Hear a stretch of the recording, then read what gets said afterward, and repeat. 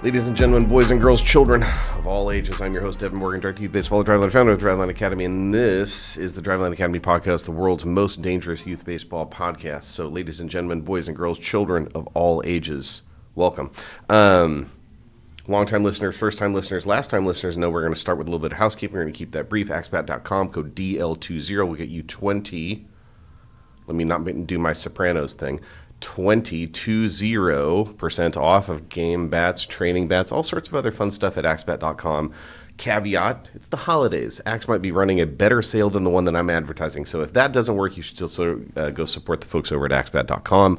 Code DL20 should get you 20% off. Additionally, we got training at Driveline. We got youth assessments at Driveline. We have all this wonderful world of stuff that you can use to help you understand where you are right now and how to get better. And it's available here in Washington, in Scottsdale, Arizona, and in Tampa, Florida. Are three of our locations. We got stuff open for you. It's open to the public. You don't have to be on a Driveline Academy team. You can just come down here and do the thing. And you should do that. And look, I understand I'm going to sound like a paid shield because I'm saying that you should do that thing, but like you should do that thing because what it's going to give you is something you can't get anywhere else, like the $70, $80, $100 that you're spending for every 45 minutes hitting lesson with like your local guy. Hopefully is great. Hopefully you're getting exactly what you want out of that experience. But like there's information that's available to you through technology that we have that's going to give you some more insight about like where your child stands relative to where they are now versus their peers and the kids they're going to be competing with the next year. What sort of stuff do they need to actually work on in order to get better athletically, move the body faster, move the bat faster, be more athletic? These are all things we can help you answer. DriveLineBaseball.com, 425-523-4030. Support at DriveLineBaseball.com. Come holler at a player. I don't typically go out of my way to create conflict. And like hopefully that's a known thing. I'd like to think that that's a known thing. I don't know that that's a known thing, but I would like to think that that's a known thing because in my general day-to-day existence, I think I'm relatively pleasant. The problem is that like when you try to talk about the sport of youth baseball and what works and what doesn't, the thing that does perhaps push me towards a position of conflict that I'm not necessarily looking for, but I will embrace if like you advocate for some BS that just isn't going to help anybody get better, or it's just like an outright lie, or it's not true. With that said, we're going to talk about some stuff today, but before I get into the spicy stuff, before we get into the semi-conflict related stuff, and it's not really even a conflict, it's just like, don't lie to people. Anyways, before we get there, let's talk about something that's a little bit more innocuous, a little bit more benign. There's been a lot of conversation lately on socials about this idea of training ball flight with some of our similar unk status coaches and dads that I have embraced, rejecting the idea that like we should even train ball flight and instead we should just focus on hitting line drives. My brother, that's what it is. That's what it is. Now, the thing about training ball flight, so whether you're working with your child in a garage, you're hitting out in the street, you're hitting on a field, you're hitting into a wall, you're hitting into a box net, anything, ball flight is probably the most relevant information you could receive about hitting performance that oftentimes is summarily ignored. This is a weird thing in baseball where we kind of oftentimes prioritize, specifically with the swing lately, the aesthetics of a swing, meaning how does it look visually, and we will either ignore or minimize the outcome of said swing. I did an interview with somebody from a magazine that I used to buy back in the day when people bought magazines. And if that particular statement did not confirm my unk status, then I don't know what will. Anyways, children, there were these things called magazines, and they were like tiny books with soft covers. And we went to a place to go buy them to read information because these things didn't exist.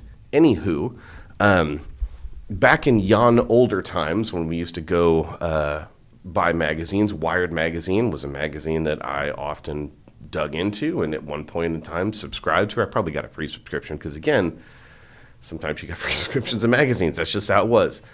The point being that, like, as a tech engaged person, I got Wired Magazine, so it was pretty cool to do an interview for Wired, and I don't know when it's going to be coming out, but one of the questions that they asked was trying to understand the landscape of technology and the role that it's played in development performance at the highest level of competition, the Major League Baseball level, and why it seems like pitchers are winning this proverbial war. And what I said is that it's really about that exact concept. For as long as technologies like Rapsodo and TrackMan and Yakkertech and even a pocket radar, the lowly pocket radar, one of my favorite devices, but again, it's I'm saying lowly in the sense that, like, it's accessible both conceptually and economically. All of these devices have brought some amount of unbiased understanding to the world of pitching development over the course of the last, call it, decade and a half, and probably a little bit of change, right? Driveline was founded by El Jefe Cal Bodie back in 2009, so we're like a little bit more than a decade and a half into this thing, and I wish I understood why that particular technology and that particular unbiased analysis was much more well received than kind of that same story on the hitting side, and I honestly don't have an answer. I'm not exactly sure why that's the case, but what I can tell you is that while we're having these arguments as coaches and as people who are intimately involved with the coaching the sport and also working with kids, we're having these arguments about concepts about ball flight on the hitting side. And while this is all happening, you have to imagine that just like legions of pitching coaches are over here just like pointing their fingers and being like, would you look at those dummies? We've had this stuff for a decade and a half. And we understand it, and we've allowed this technology to help us weaponize pitches in a way that helps performance. And while that's going on, those pitching coaches, those guys over here on the hitting side were like, nah, it's not bat speed. It can't be bat speed. It's definitely not ball flight. Point being that we're missing opportunities to help guys get better. So in order to unpack that, I figured let's talk about this idea of ball flight. So what we're talking about with ball flight is just that. It's kind of the same way that they apply it in the sport of golf. I'm not the biggest golf guy, but I'm not also ignorant to unbiased information about what did my swing just produce. And that's the thing that we're trying to pay attention to when we're thinking about concepts around coaching ball flight. So you want to think about the thing that is golden and evergreen, right? What did Ted Williams say? Line drives. Well, first of all, on the hitting side, we have to unpack the fact that a line drive is a ball hit in the air. It's not a ball hit on the ground. You can have a ground ball line drive, like a -3 launch angle, -1, dead zero. It's just really flat. It's going to turn into a ground ball eventually. But if we're living in the world of, say, call it 10 to 18 degrees, that is a line drive in terms of launch angle, and that is a ball that is hit in the air, meaning it's coasting through the air on its mystical journey into base hit land. It's a ball that's hit in the air. So that's the first thing we have to unpack. The second thing, I'd like to talk about this ball flight thing specifically, is we're trying to pay attention to what type of contact are we actually producing with the swing mechanics that we have, and how can we shift and change and adjust the swing mechanics to produce different types of ball flight. But again, to get a little bit esoteric and to talk in circles, as I am fond to do, it's more that we want to focus on the ball flight and allow the mechanics to shift to produce the type of ideal ball flight that we are looking for. I understand that this may sound very ungrounded or detached from reality, and you're listening and you're the parent of an 8-year-old. Now let's go 7. 7-year-old kid, and that kid, every time they grab the bat, it's just like a complete zoo about whether they're going to have their hands set up in the right place, whether they have any type of consistency with like the way that they set up into their stance, much less the way that they load, much less the way that they swing. And you see all this chaos, for lack of a better word, and you want to help your athlete. It's the most purest intention that you could possibly have. And because you have this very pure intention, you're like, all right, I have to solve the mechanics of this swing because it looks like it's a mess. And I guess the idea that I would want you to take in is the concept that, number one, kids are not small adults. Some fat, bald, bearded guy said that a while ago. I've just picked it up along the way. I don't know how to give him credit. Kids aren't small adults. So a lot of what you're seeing from your child, your 7-year-old child, where it's just like a complete salad bar about how they are going to engage with the bat and engage with the plate every single time they take a swing, some of that stuff is just inherent to kids being kids. Ask that child to write their name. How many different signatures are you going to get? All right, well, is addressing the plate, engaging at the bat, and swinging at a moving pitch a more complex or a less complex motor problem than writing your own signature? And I'm not saying that you should just summarily dismiss any attempt to try to give them a place to come home to. That's when I was coaching kids that young, and even kids up to 14, 15, I would talk a lot about this idea, like, I want you to come home. And what come home means is we need to have some type of consistency with how we engage with the batter's box and the plate. So what I'm typically talking about is how the feet are oriented in terms of like depth. So are we up in the box? Are we back? Big back of the box guy. Are we closer to the plate? Are we farther away?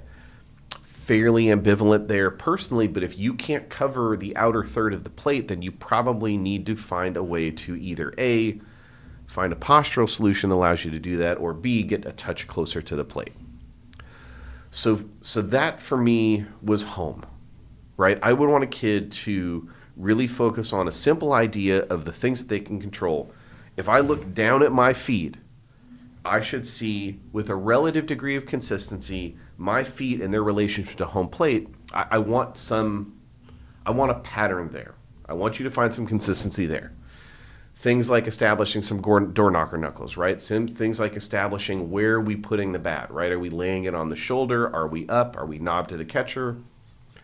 I'm not saying that you want to summarily ignore trying to build some type of consistency on that stuff.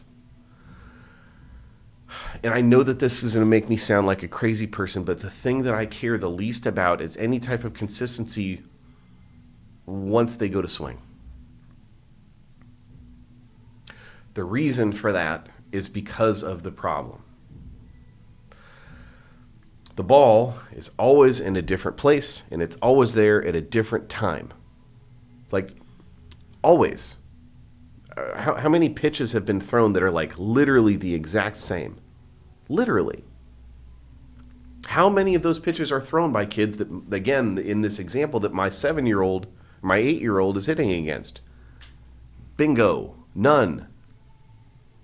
The skill is an adaptation skill, meaning that because there's inconsistency with when and where and how the pitch is going to get into the zone, it has to be less about grooving one swing relative to one particular location, which is how we train the swing on the tee. So the reason that I say I just don't pay that much attention, or I don't care as much to any type of consistency about once we hit our go switch, is because the problem isn't consistent. It's an adaptation skill. It's not a rote performance skill. We're not performing a march, right? I'm not at the Tomb of the Unknown Soldier. I'm not doing drills. This isn't cheerleading. It's baseball. Ball moves. You got to be able to adjust.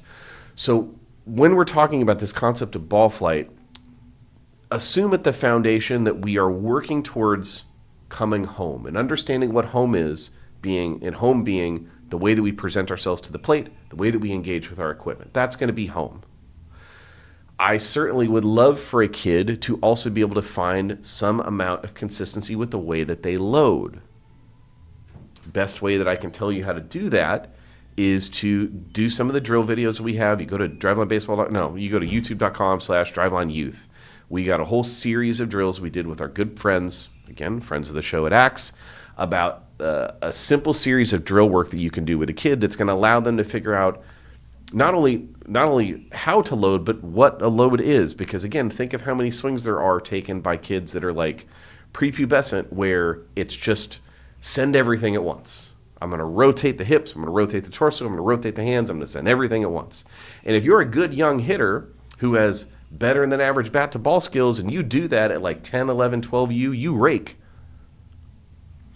That's not grooving the skill and grooving this sequential, what we would call proximal to distal, from the big segments of my body into the small ones. Proximal, distal, we understand.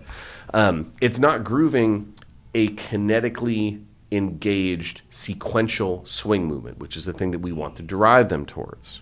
But again, I'm talking about a 7-year-old. Potato, tomato, these two things are not the same. So instead, I want to train ball flight. And when I'm talking about training ball flight, I'm just trying to talk about what our batted balls are producing. Are we producing line drives to the pull side? Can we produce line drives to the middle? Can we produce line drives to the opposite field side? Are we snap hooking? Are we rolling over? Are we getting under? Are we hitting like 60-degree launch angle pop-ups? All of these things that are commonly demonized about modern hitting instruction can be attacked by focusing on trying to create the ideal outcome. Make Ted Williams happy. Hit a line drive between 10 and 18 degrees. How do we know if that's happening? Well, we have to pay attention to ball flight. When do we pay attention to ball flight? Not enough. Like, just straight up not enough. So let's talk about it. Great video that's put out by USA Baseball, and they were showing the way that you can kind of start to think about matching the plane. Now I'm going to go slowly here because I don't want to blow your doors off with a bunch of technical stuff. We're talking about matching the plane of the pitch, okay? So we got a couple ingredients involved, and I promise you this comes back to the ball flight thing. Every pitch that's thrown has two things it has to deal with between the moment that it leaves the player's hand and when it comes into the hitting zone or into the strike zone, whichever way you want to call it. I'm a hitting zone guy because I like hitting. The things we need to pay attention to are gravity and drag. Okay? Gravity affects everything. I was just going to throw my water bottle in the air, but I don't think that's an auditory experience that you want to engage in. Gravity affects everything. Drag affects slow-moving objects more. So, when you're starting to think about this idea of matching the plane of the pitch, there's two concepts we need to crystallize around. One is that every single pitch that I think has been thrown in human history is going to have some amount of descent angle, meaning it is descending as it comes into the strike zone. Why? Because it is combating two things, and it's losing gravity and drag. So because of that, the pitch is going to come in at a downward angle into the zone. And I can't wait to connect this to what we're going to talk about later. Let me slow myself down. So if we're thinking about, again, think about the task. Round ball, round bat, many words have been said by people way smarter and way more eloquent than me about how difficult that task is. And one of the ways we can make that difficult task simple is by trying to match the plane of the pitch. So if the pitch is coming in at a descending angle, I want the attack angle of my bat to be equal and opposite of said pitch. It doesn't have to be perfect, right? Descent angle here, and if my timing is perfect and I'm swinging really, really up, I can still clip it. If it's coming in here and I swing down, I can still clip it, and I'm going to backspin the heck out of the ball. So there's a range of outcomes that can happen, but a great training focus is trying to match the plane of the pitch. And if you do that, Well, if you do that perfectly, we're just going to get a knuckleball, right? It's going to come off, and there's going to be no topspin, no backspin, and it's just going to be a dead knuckleball. We stay a touch under. We get that pure backspin that's going to help it carry as it goes into the outfield. So USA Baseball puts up this video, and they're showing strings in order to kind of represent the descent angle, right? And when they're doing that in a way that they're talking to the hitters about this idea that, like, if you need to match that plane, well, we have to be coming upward at the pitch. What did Ted Williams say? A slight upswing. The Williams swing, I believe, is what he called it in Science of Hitting in 1971. Now, here's the tricky part. First of all, you can observe how effective you were at matching the plane of the pitch in one way and one way only. That's by actually paying attention to ball flight. So here's this ball flight thing again. And I get it if you're like on your porch and you're smoking your corncob pipe and you're like, back in the day, we just focused on hitting line drives. Like, sure, I understand. We have a little bit more of a sophisticated understanding now, and we understand that there's a range of good outcomes that can happen when bat meets ball. One of the ways we can make training better is simply being intentional about trying to create the bat ball outcomes that are most likely to be positive. And the way that you figure out if you're doing that is by paying attention to ball flight. In order to do that, we have to match the plane of the pitch. And the thing that you need to wrap your head around is that when young kids, remember our little 7 to 8 year old, right? When those kids are in kid pitch for the first time, two things are typically going on. Number one, they're going to see the slowest pitches that they're ever going to see because they're opponents. Our kids are just still learning the game and they're learning the skill. They're not very strong. They don't move fast enough. So that's number one. But number two, it's because those pitches are so slow, the gravitational effect is universal, but the drag effect, how those pitches are going to get drugged down into the zone, is more substantial because they're not thrown hard enough. So, from a 46-foot pitching distance, and give me a couple feet of wash here because I realize that a kid throwing from 46 probably has, call it 18 to 24 inches of extension off the plate, so probably would be 44, 43 from hand to front side of the plate, but I digress. A 40 mile an hour pitch is going to have an approximate flight time of these 46 feet of about, it's 109 milliseconds per my ChatGPT. Whether that actually bears out or not, don't put a gun to my head about the accuracy of that number. But anyways, the gravity drop, approximately 10.5 feet. Pitch is going to have a max height of about 6.5 feet. It's going to lose almost 2.5 miles an hour between hand and the plate. It's going to be about 37.6 miles an hour at the plate, and it's going to have a descent angle of approximately 16 degrees, 16.3. So, pitch descending significantly into the zone, 16 degrees. That's one thing we said we were going to have in this equation for our youngest youth hitters. You know the other thing we've got in that equation all too common is a well-intentioned parent or a well-intentioned coach who's telling that kid to swing level. So let's model what that looks like with my very sophisticated hand signals. Call this about a 16-degree descent angle. If the kid actually swings level, there's one point in time that can result in a successful batted ball. And how perfect is the timing of our young developing, young learning 7 and 8 year old hitters actually going to be? So you want to understand why pitchers are winning this war and why hitting development is lagging in pitching development. And I would submit to you that we have had generations now of children that have dealt with that competitive environment. Significant negative descent of the incoming pitch, and well-intentioned coaches telling that kid to swing level.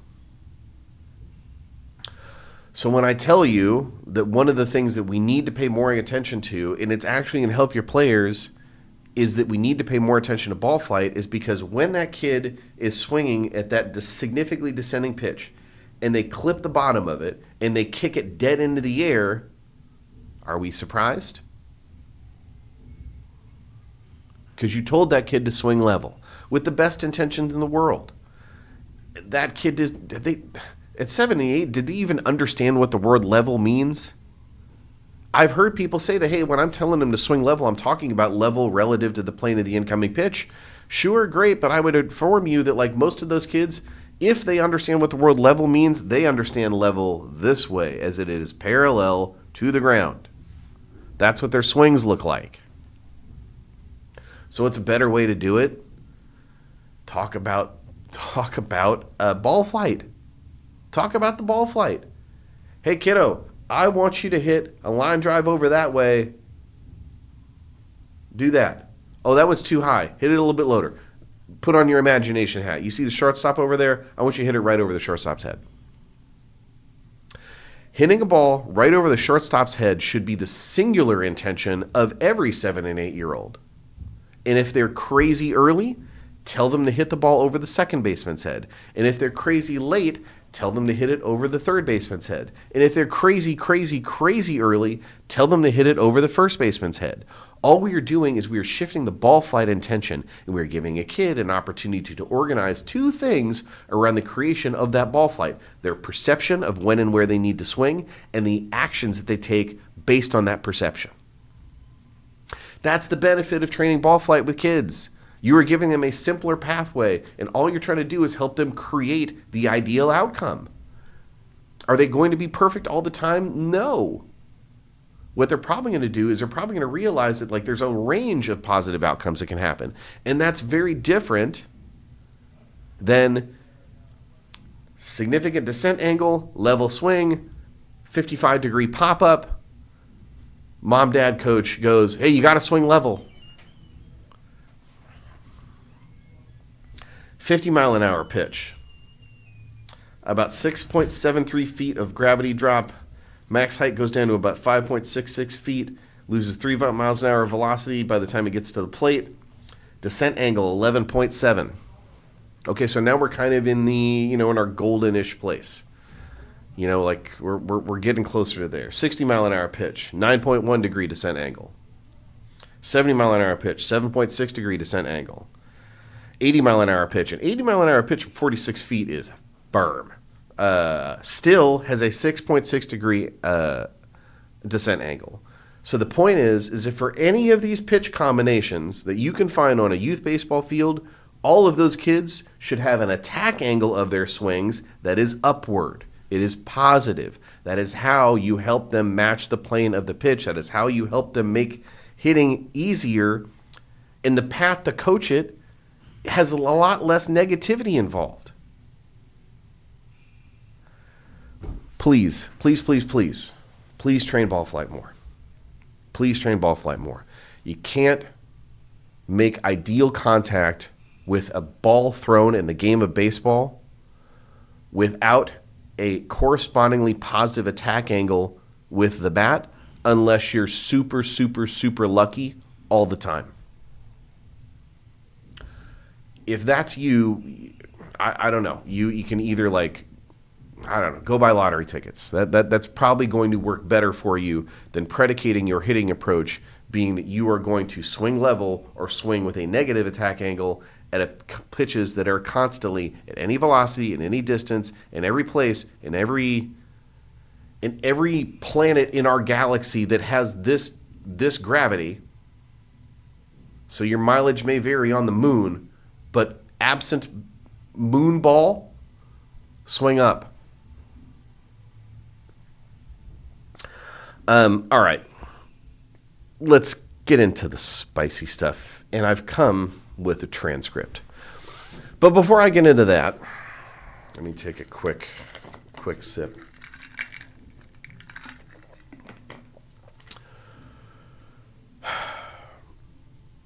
Before I get into that, I just want to be clear about the fact that I'm not looking to start crap on the internet for no reason. I have never really conducted myself in that fashion. And today, this week, this month is not going to be the day. However, in so much as it matters that I am fortunate enough to have an opportunity, like some people listen to this show.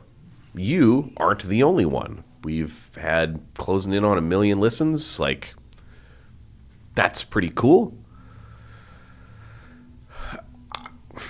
I can't not advocate for just like the thing that's right. And this isn't using my platform to be a paid shill, although sometimes I have to do that because that's my job. This is just me trying to put information that anybody can access about like what's right and what's good and how do you help your kid get the most out of the game as possible for as long as they want to play it. So let's talk about Alex Rodriguez. A-Rod did a video on his socials last week, November 26th. Great. Day right after Thanksgiving. Everybody's sitting around. It's Black Friday. We're like shopping online. Maybe some of us are dumb enough to go to a mall. Hi, honey. I love you. It's a ripe audience. And Alex Rodriguez says to his 4.4 million followers, fundamentals are greater than stats. And he does a 1 minute and 21.9 second video about what he would tell a kid who wants to go to the pros. And because I want to be accurate here, I made a transcript. So let's break this down. Here's what A-Rod said.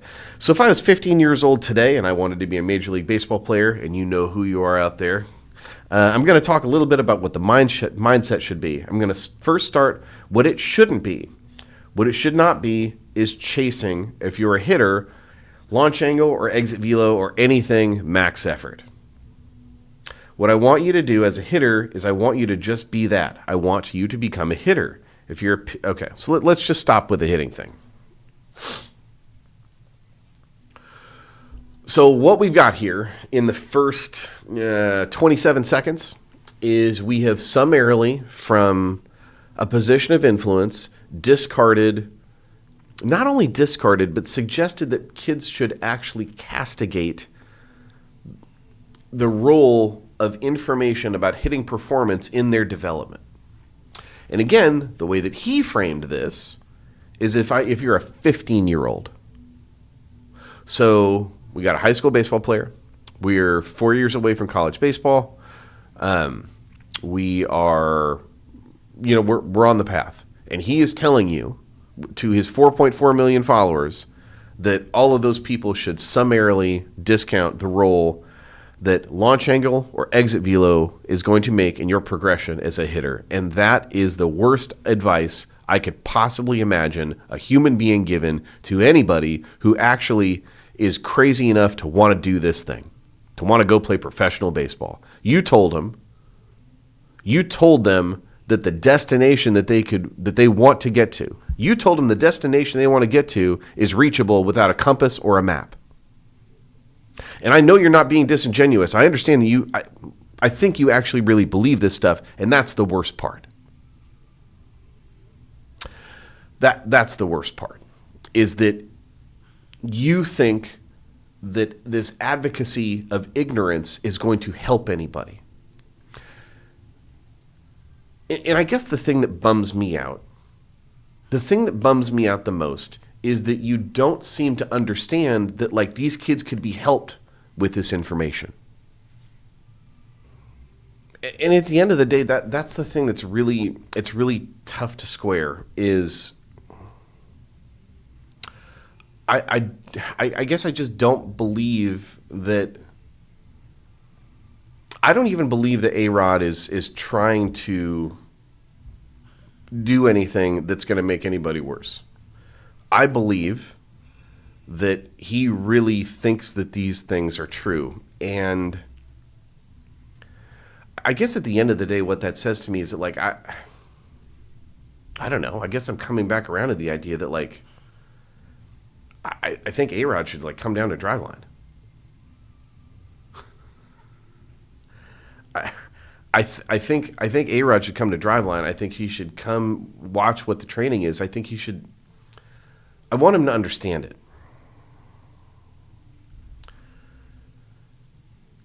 Because the things that he's telling you to summarily dismiss, launch angle, exit velo, I think if you use different words to describe those things, he would tell you that's what you should focus on. Hey, don't pay attention to launch angle. You should just try to hit line drives. I mean, this is what he says. I want you to become a hitter and everything that entails. We want you to create hits. Okay, man. Me too. I'm pretty convinced, and not even through convincing, through data and science and the way that we can quantify performance, is that you are more likely to produce more hits at specific launch angles. And if you use that information in training and you use that information to evaluate performance in competition, you know what you have to work on. How is that hurting anybody? Like how is that hurting anybody? Now, is there a conversation to be had about? I don't know. I'm trying, guys. I'm trying to talk myself into the other side of this equation. I'm trying to talk myself into the idea that, like, has anybody been unfairly compromised in their quest to be as good as they could by focusing on launch angle?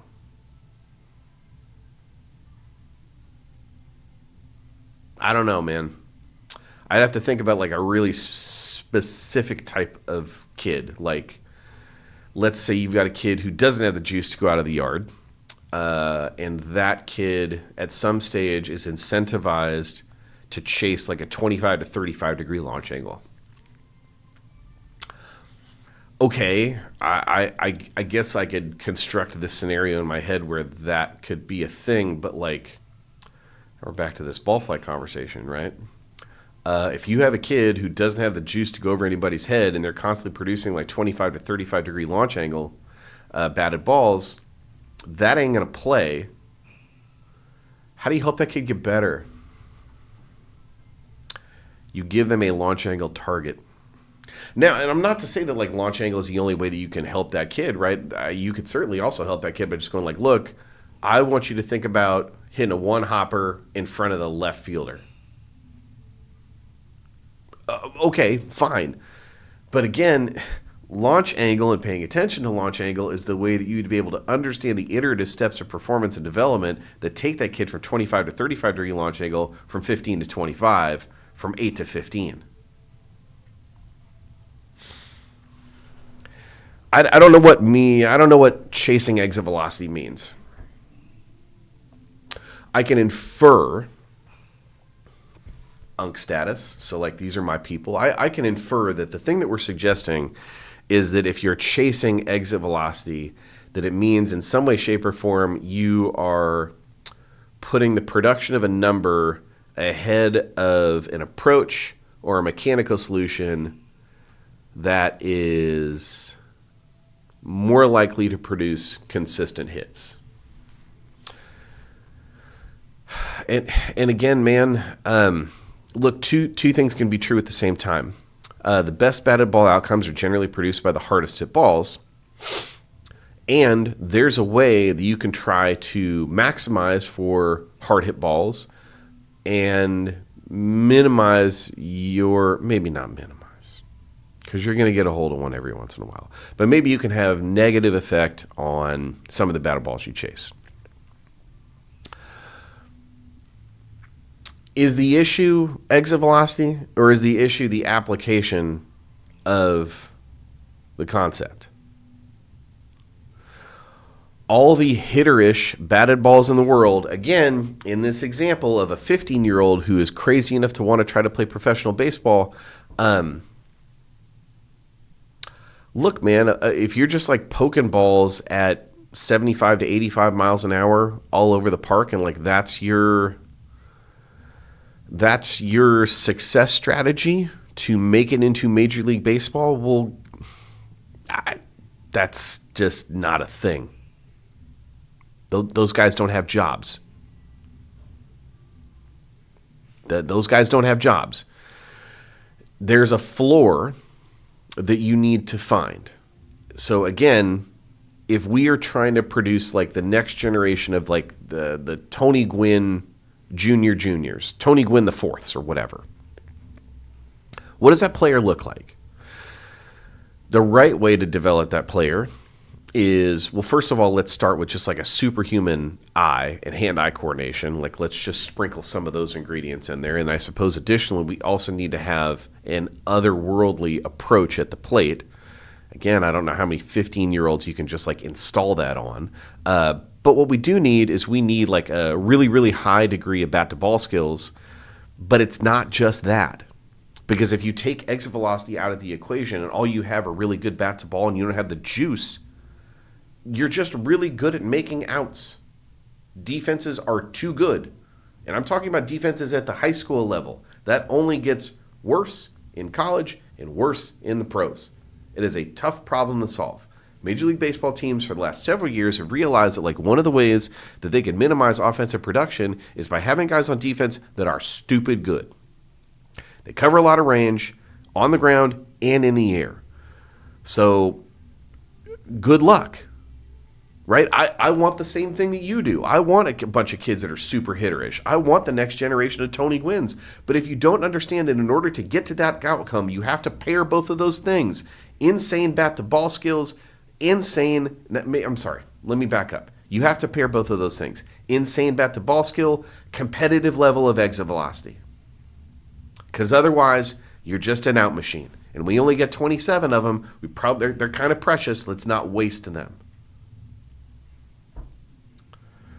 Let's keep going back to the transcript. If you're a pitcher, I don't care at 14 years old how hard you're throwing. It does not matter. What matters is for you to not be a rock thrower and for you to learn how to throw 3 pitches for strikes anytime you want.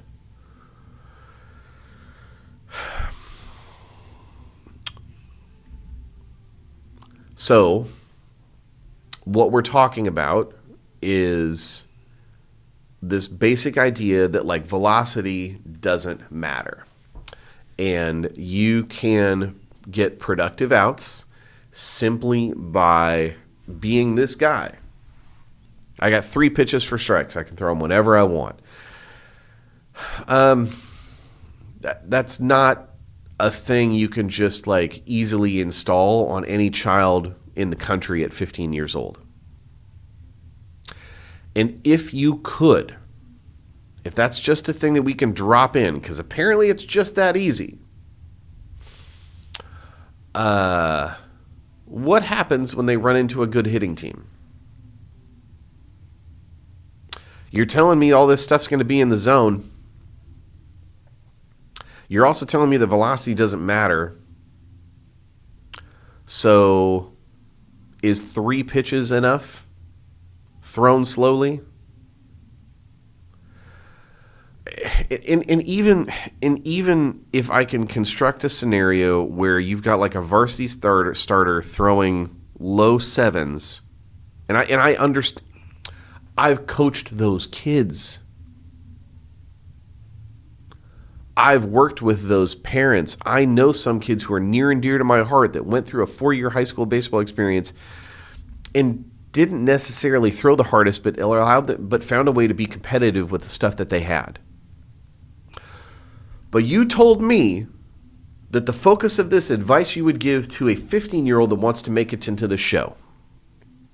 And you are saying that like the path for that kid is to compete ignorant of velocity and just have 3 pitches they can throw for strikes anytime they want.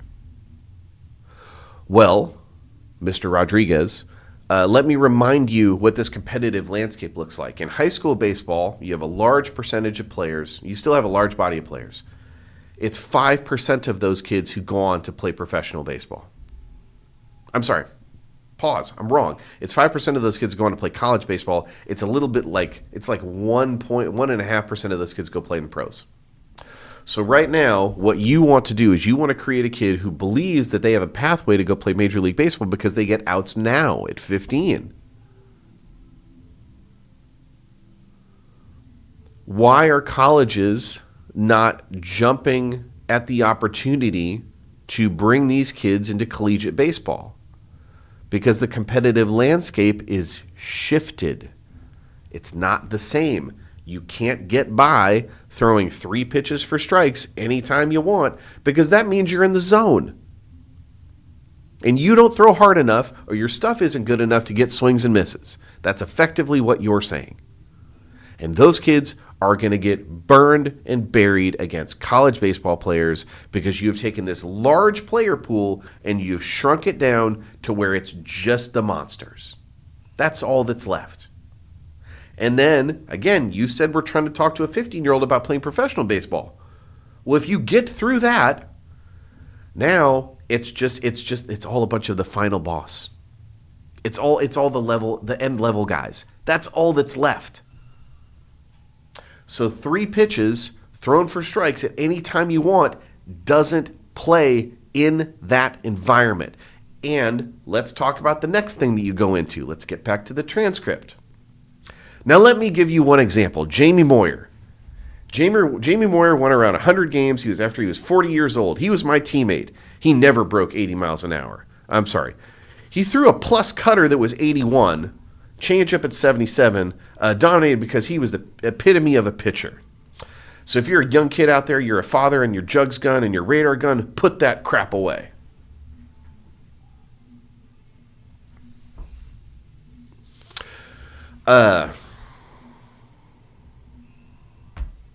It ain't the same as it was when you played.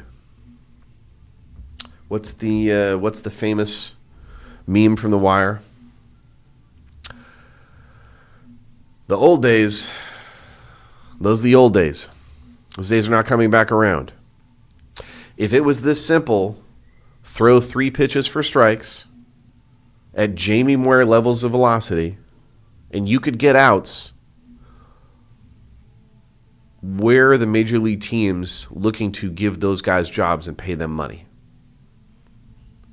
You don't think that there are men's league guys throughout this country that do exactly that? Why don't they have jobs?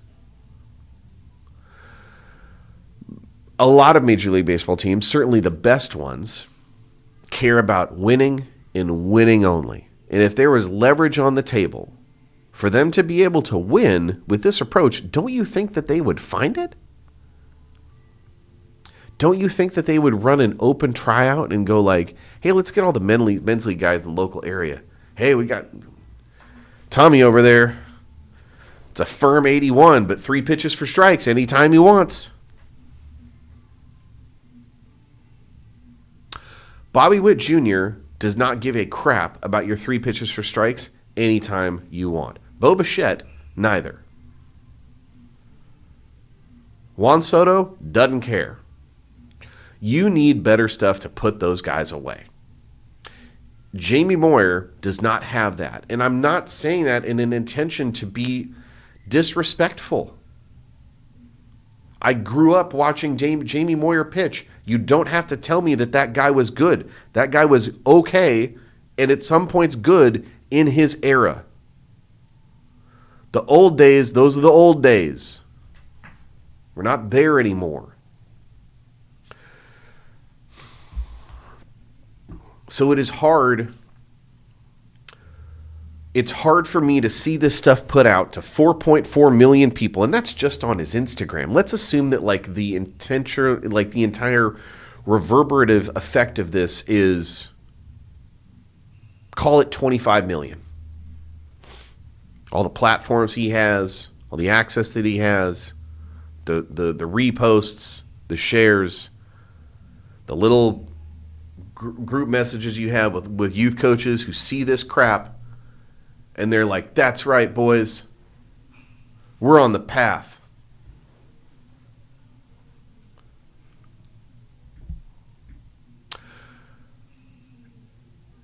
I'm not going to say that you're intentionally going out there and trying to lie and hurt to people, but I will definitely say that you are lying to yourself. This goofy little straw man argument that like Jamie Moyer is like that's the guy that everybody should pattern themselves after is no different than the Greg Maddux talk. Oh, you should just be Greg Maddux. You should just have pinpoint control with like 4+ pitches. Just do that. Why wouldn't you do that? It's so easy.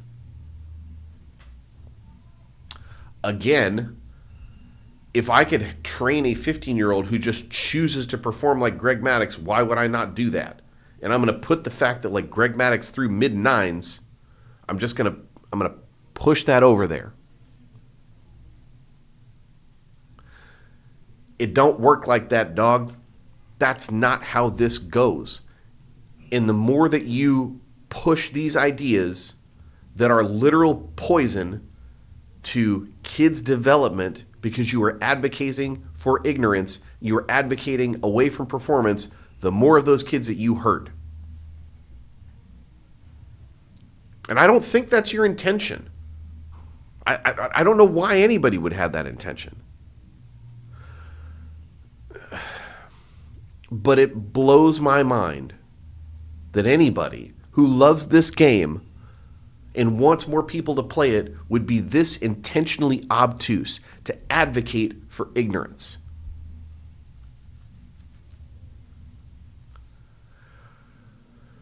Playing Major League Baseball is something that I know nothing about. He knows truly infinitely more, because I know nothing. What I do know is that the guys that have competed at that level have always been the best of the best. And the guys that are competing at this level now are training themselves to compete at that level because that's what it takes. Look, I have very strong defined feelings about our need to keep kids healthy in this game. I also understand a 22-year-old at a JUCO who goes, I'm going to do whatever it takes, and I'm going to push as hard as I can, and I might blow my arm. I understand both. I understand the incentive structure around both. What I am telling you is that guy, your JUCO kid who goes through an unnecessarily aggressive and an ill-informed training program, if you don't want to do that, support at drivelinebaseball.com, 425-523-4030. If you don't want to do that, there are smarter options. But I understand the guys who are making that choice to put their health at risk because they understand that if they can get up to where they need to be, they will be considered for the job that they want because they have reached a level of performance that is necessary in order to be relevant in that job market. 3 pitches for strikes at sub-competitive levels of intent is irrelevant. Hitters who cannot hit the ball hard at appropriate launch angles are irrelevant. And I would like to believe that every kid in this country can arrive at the place that they need to for maximum relevancy without guidance, without technology, without information. But guess what? It makes the whole thing a heck of a lot easier. Maximum exit velocity at a non-viable launch angle does not a competitive hitter make. I understand these things. And you should too. If you care about this game, I just don't know how you can summarily dismiss information that allows players to have a map towards what they need to do in order to open the doors to the places that they want to go.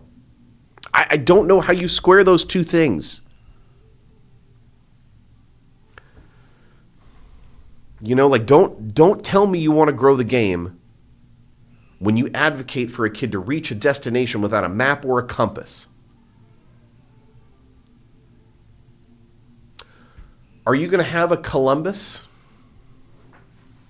Land on the wrong continent, it turns out there's a bunch of good stuff that you want there. Maybe every once in a while, but the rest of us should probably use the flippin' GPS.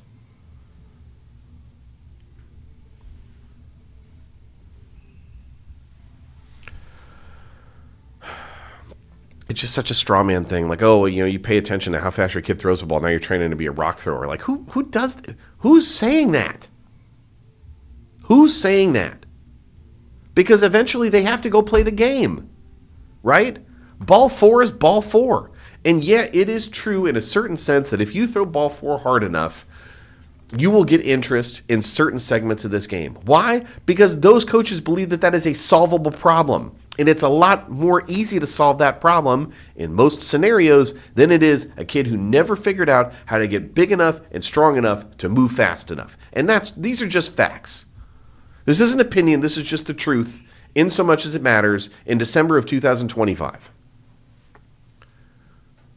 So don't tell me you care about growing the game when you advocate for ignorance.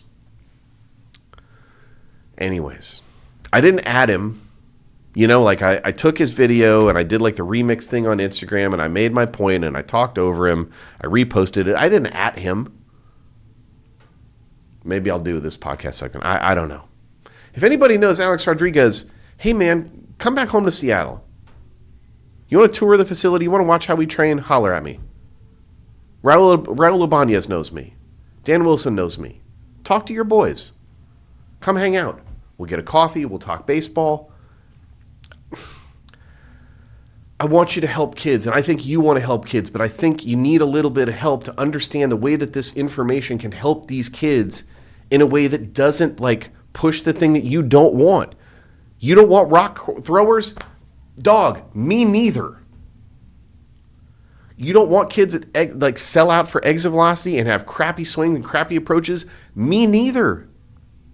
No one is advocating for that. And the fact that I use words like launch angle and exit velocity and thrown ball velocity in my gym doesn't mean that I'm advocating for those things.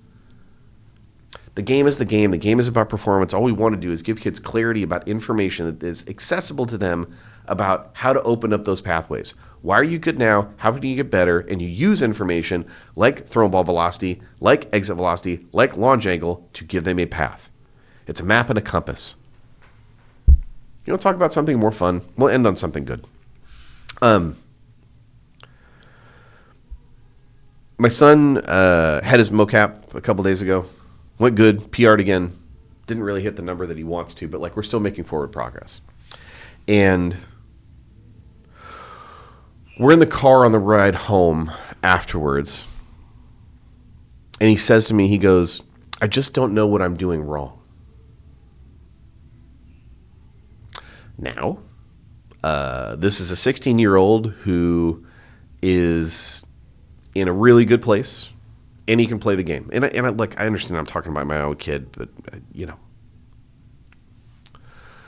But he says to me, he's like, man, I don't know what I'm doing wrong.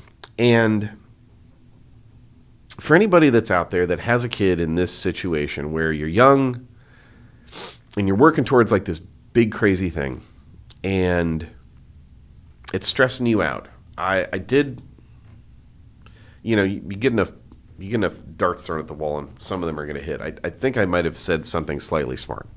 What I said to him was, you can't win this race on this lap.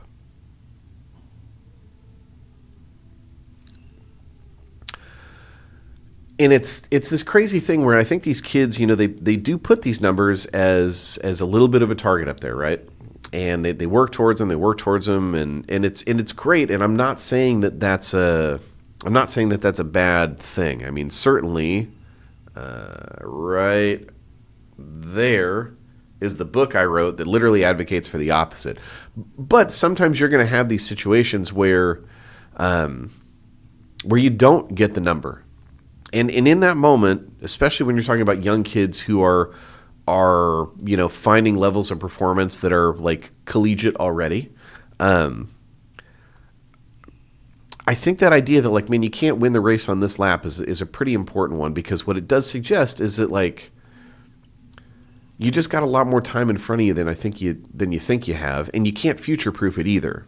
I mean, shoot, imagine if you could like open Instagram's repository of all those like 7th and 8th graders who like got commitment offers to them when that was still allowed by rule, because they threw hard at a really young age, and how many of those kids actually went on to go play college baseball, and how many of those kids actually even went on to go play college baseball at the places that they were offered. You can't future-proof it. It's like, what do they say in the investment circles? Past performance is not an indicator of future success, or something like that, when they say it really fast in commercials. I think it's one of these things where, at least I hope, that telling my kid that, number one, that you can't win the race on this lap, I think helped him understand that, like, the truth of this matter, the truth of this journey is there's still a lot more work in front of you. There's still a lot, and there's a lot of time. And in that time, the effect of the work, if it continues to be positive, well, hey, like, you're going to open yourself up for the best chance of success. But because there's so much work in front of you, man, if you don't love it, there's no way you're going to get a chance to go do all that work. Why would you? So if that's true, you have to find a way to, like, really love the process. And you have to love small things, like walking out of the gym, not PRing, but feeling really resolved about the fact that you did everything you could.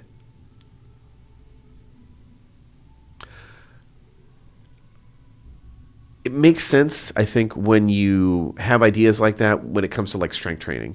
Like, hey, man, I went to go PR today and just couldn't move it, but I dumped the tank, right? Like, I think somehow that's like a more palatable idea than, I got on the mound and I wanted to throw X, but I threw Y.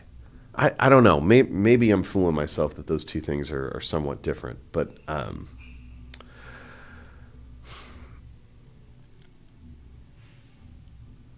it's a crazy thing to think that, like, you've got kids who debuted in Major League Baseball this year. What's his name? Blue Jays reliever, Savage, or whatever his name is, who's like 24, 25. And I'm trying to tell my son that, like, that's 8 years from now. Years. It's a lot of work that's ahead of you. A lot of games, a lot of struggle, a lot of disappointment, a lot of failure, a lot of successes. And hopefully, those successes, but also the small joys of the things that you earn, and the small joy of knowing that you did everything you could, are the ones that propel you and compel you to want to keep putting it on the line that way. And I always pair, I will tell you that, even though he gives me a dirty look, man, I always pair these conversations with, like, a look. I will either say typically one of two things. One is that, like, look, baseball is going to end eventually, so this isn't going to be a forever thing. And then he'll give me a dirty look. Or I will say, you for as long as you do this thing, and you don't have to do it, go focus on photography. Focus on dentistry. I don't care. But the reason that we want to fall in love with this process is because if we get attached to this idea of process, and that process has, like, cross-sport or cross-occupational application, that's the thing that we're looking for. That's what I want that book to teach parents to teach kids. I don't give a crap about every single one of them getting to the show. What I really intimately care about is them extrapolating this understanding of process and self-improvement in a way that they can apply it to any facet of their life moving forward that isn't baseball. You apply it in a baseball sense while you're playing baseball. You're going to be done playing baseball eventually, because everybody's done.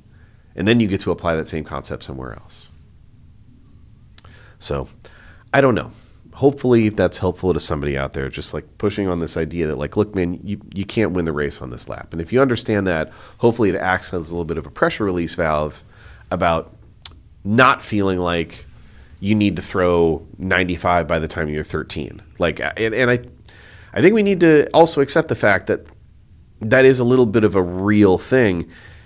And shoot, man, to be honest, I do wonder if some of those people that would be in the comments about A-Rod's post about, hey, throw the radar gun out, are those type of parents who feel like their kids are under that type of pressure.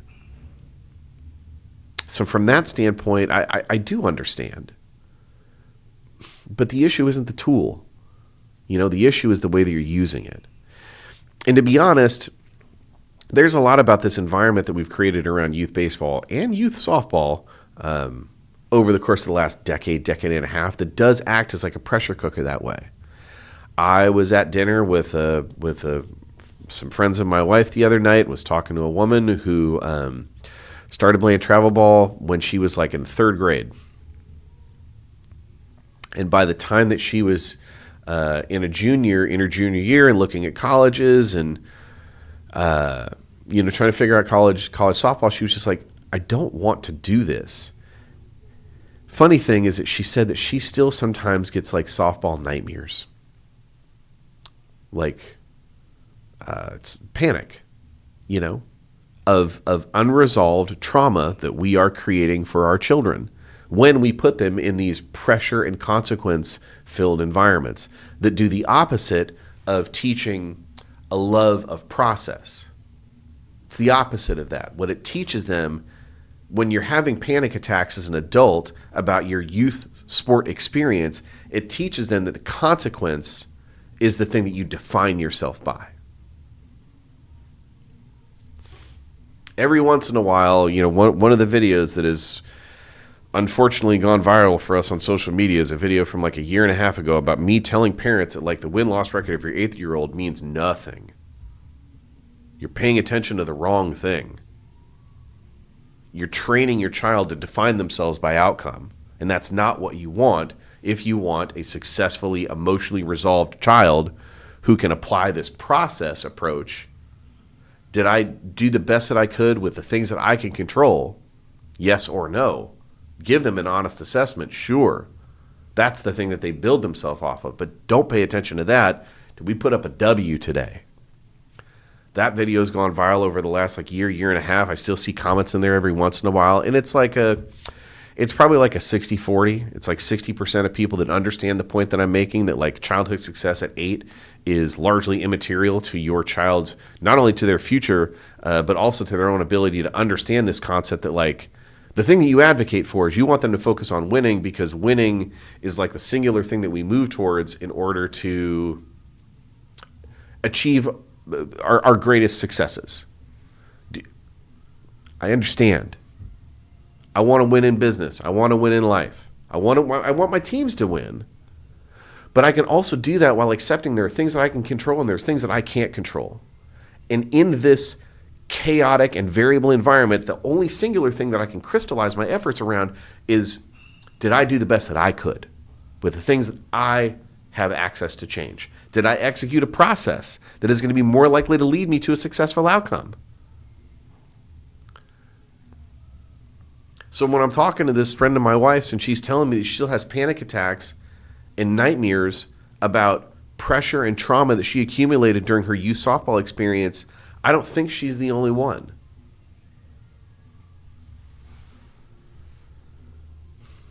And it's something we need to be aware of, because I don't know when she has children if she's going to put them in softball because of the experience that she has when she was a kid. And the baggage that she's carrying around from that experience. I just don't know how many of these people are likely to come back to the game if it makes them feel that way. We talked a couple episodes ago, maybe last week, about like the leaky bucket and the 7% margin we have between the kids that sign up and the kids who quit. Track that number over the course of the next 5 to 10 years and see what happens when these kids who are like have been done with travel baseball and select baseball over the course of the last decade or so, when they start having kids. Are we going to get like this hurt people thing where you have kids who were hurt by their coaches and by these environments we put them in who then continue to coach that way? Or are they just saying, screw it, I'm going to have my kid play soccer? I don't know. I don't know, but it's something we got to pay attention to. So I guess to combat that, a concept that you can deploy to your child if they are highly focused on long-term success, but they feel like they have to like achieve all of it now. You cannot, and I mean cannot, win this race on this lap. Got a lot of laps to go, man. If you want to complete all those laps, you probably should do it with some joy in your heart. You probably should do it with some sense of fun. You should probably do it with some amount of appreciation for the small wins and the effort that you can put out on a day-to-day basis in order to get better. That's a thing that you can fall in love with. Anyways, probably gone too long. I'm talking myself into circles. It's 7:15. We're doing this. This is like an evening pod. We don't typically do these. Typically do these in the morning. I don't know if the evening pod is better or worse, if I'm more verbose or less. You can tell me in the comments or not. I'll just continue to do these at whatever frequency I choose because I have to fit these things around my other schedule. That's about all I've got. Other than to tell you that Gunther definitely should be not having that match with John Cena in his last match of Saturday night's main event. But that's my own personal opinion. It's not like the WWE is calling me and asking me to write for them. So anyways, AxeBat.com, code DL20 will get you 20% off youth assessments and youth training at Driveline, Tampa, Scottsdale, and here. This is something we've been really aggressive about developing partnerships with some of our local Little League partners. Shout out to those folks. We're doing big discounts for their entire player population. We're donating some stuff as well. So if you are involved with Little League in the Scottsdale area or the Tampa area or anywhere around the local greater Puget Sound, holler at a player, Devin at Driveline Baseball, 2 E's. That's all I got. It's also my wife and I's anniversary.